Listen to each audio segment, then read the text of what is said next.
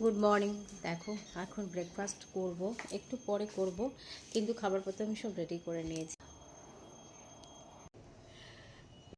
কালকে যে চপটা খেতে পারিনি সেটাকে রেখে দিয়েছিলাম একটা বাটির মধ্যে, ফ্রিজের মধ্যে। তো সেটাকে গরম করে রেখে দিয়েছি। মুড়িটাকে রেডি করব, খাবো, খেয়ে তারপর বাকি সমস্ত কাজ করব। তো যাই হোক, একবার চপের সাইজটা তোমাদেরকে দেখিয়ে দিই।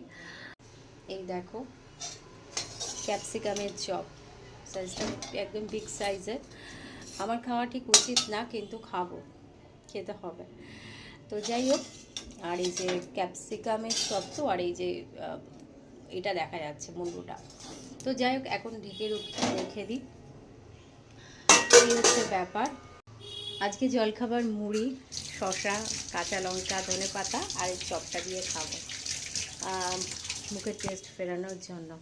আর পেঁয়াজ একটু কুচিয়ে নিলে বেশ ভালো হতো। তো যাই হোক, আর পেঁয়াজ কাটবো না। একটু পরে খেয়ে মানে একটু পরে খাওয়া দাওয়াটা কমপ্লিট করে ইচ্ছা আছে এখন খাবো না, একটু পরেই খাবো। তারপর ঘরে অনেকগুলো কাজ আছে, সেগুলো কমপ্লিট করব।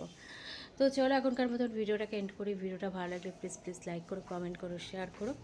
আর আমার এখন জোরে কথা বলতে একটু কষ্ট হয় শরীরে, মানে প্রায় 10 দিনের মতন শরীর খারাপ হয়েছে, কিন্তু আস্তে আস্তে শরীরটা ঠিক হবে।